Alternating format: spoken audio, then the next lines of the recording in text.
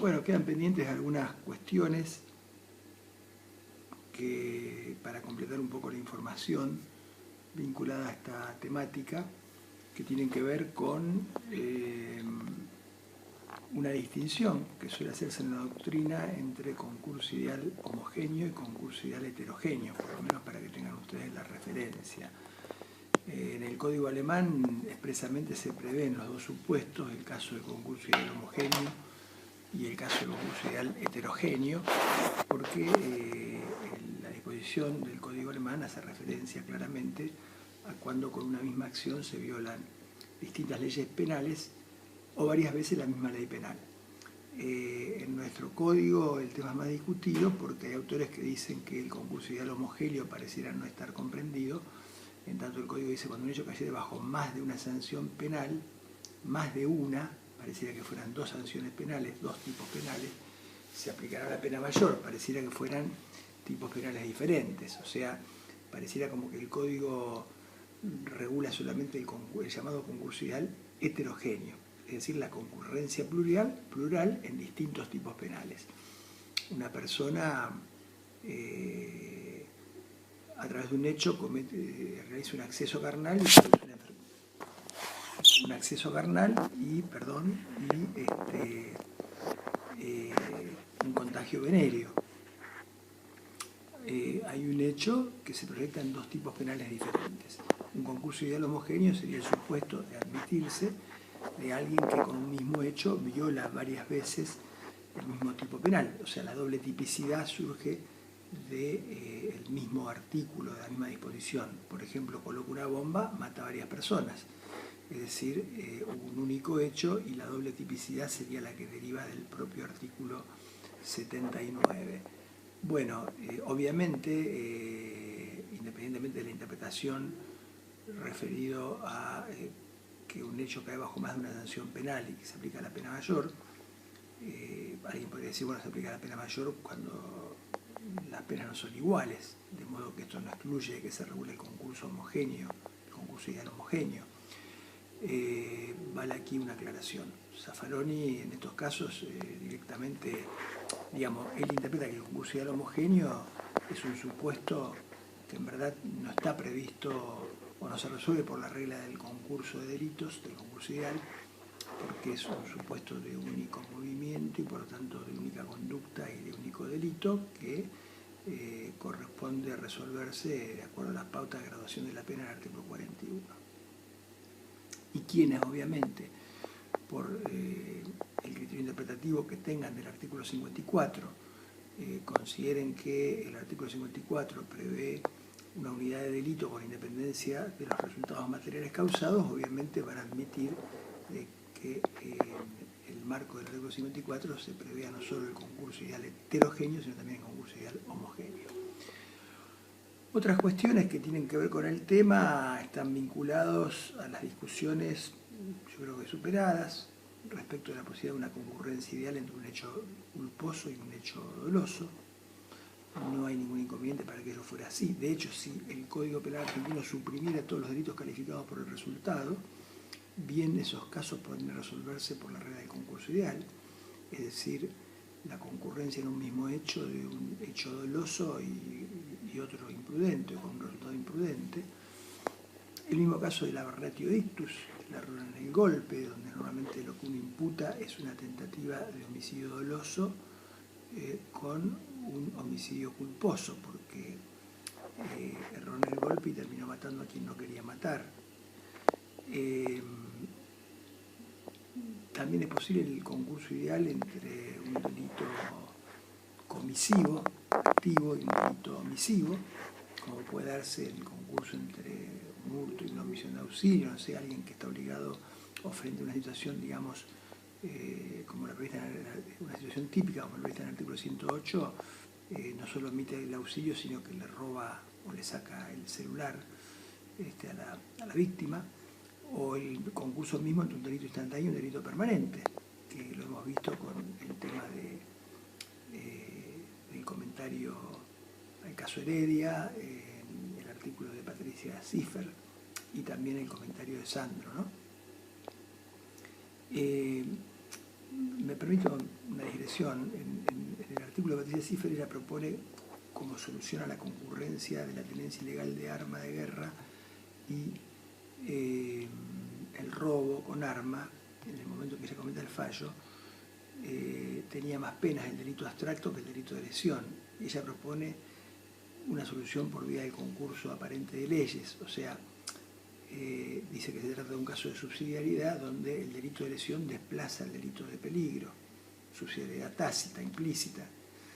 Pero bueno, fíjense la paradoja de la cual ella se hace cargo, ¿no? Porque dice, bueno, tampoco me puedo hacer cargo yo de la irracionalidad del legislador cuando consagra las escalas penales, pero la paradoja sería que de aplicarse esa solución,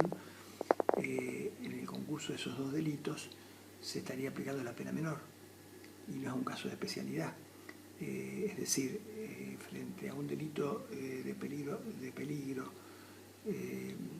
como es la tenencia ilegal de un arma de guerra,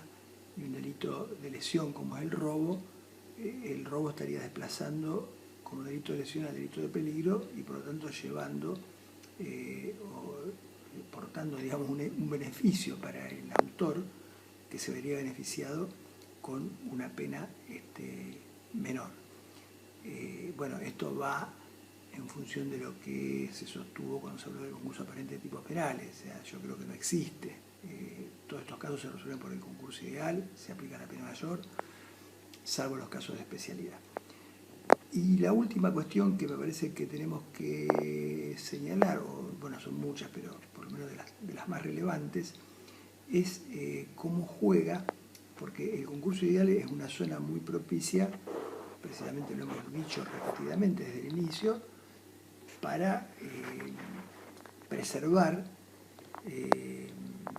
la vigencia del principio de Nevis in idem, o sea, la prohibición de doble persecución, la prohibición de doble punición,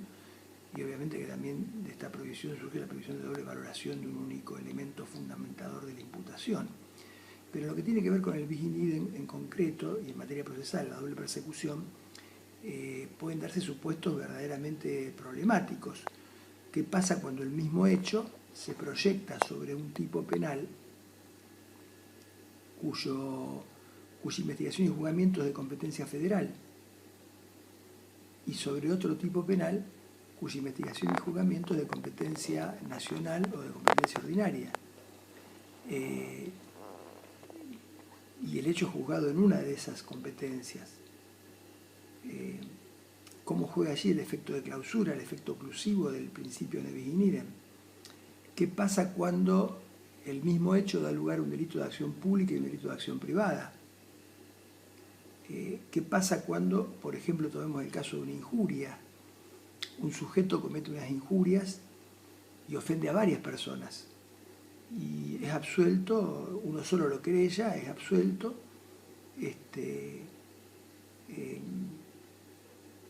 y bueno, invoca luego la prohibición de doble persecución o de doble juzgamiento. Bueno, aquí hay que tener presente, si bien la jurisprudencia es bastante sinuosa y en algunos casos parece responder más bien a una justicia de cadí, casi a dedo, hay que tener presente que el principio de Nevis in idem requiere, en lo que hace a la prohibición de doble persecución, que se den tres requisitos: la identidad de sujeto, la identidad de objeto y la identidad de la causa de persecución. Una unidad subjetiva, una identidad subjetiva, una identidad objetiva y una identidad de la causa petendi. Y esta última obviamente implica y supone de que en el primer proceso, en el proceso originario, el hecho, el único hecho o la unidad del hecho haya sido considerado, ponderado y juzgado desde todas las ópticas jurídicas posibles. Es decir, se haya agotado el contenido injusto de ese hecho. De modo que todo aquello que en el proceso originario ha podido ser juzgado y considerado y evaluado y agotado como una unidad, hace operar el efecto de clausura del principio de Nevis in idem. De lo contrario, no juega el efecto de clausura del bis in idem. Lamentablemente no ha sido este el criterio de la jurisprudencia. Lo es, por ejemplo, en el caso del delito continuado, en el caso del incumplimiento de los deberes de asistencia familiar, a pesar de un fallo de una Cámara de Córdoba, ¿no? Esto lo planteamos cuando vimos el recurso aparente de leyes, creo. ¿Qué pasa con los incumplimientos asistenciales posteriores a una condena? Bueno, no hay ninguna duda de que la condena por el incumplimiento de los deberes de asistencia familiar tiene que ver con los hechos que fueron objeto de imputación en la audiencia imputativa. De modo que, por principio de congruencia, allí es como que se independiza o se corta el delito y los incumplimientos asistenciales posteriores a esa condena o incluso a esa audiencia, a esa imputación, dan lugar a una nueva continuación delictiva que se independiza de la primera, pero que no puede, digamos, no puede verse clausurada la persecución de estos incumplimientos posteriores por el hecho que ya recayó una sentencia condenatoria, supongamos, respecto de los incumplimientos que fueron juzgados. ¿Por qué? Porque en ese juzgamiento, en ese proceso, no se agotó el contenido injusto de todos los incumplimientos, o sea, se trata de un hecho distinto. Algo similar pasa en los supuestos que yo estoy comentando, en que se trata de un hecho que dé lugar a una acción pública y otra privada, o un hecho que dé lugar a la competencia de un tribunal y de otro tribunal.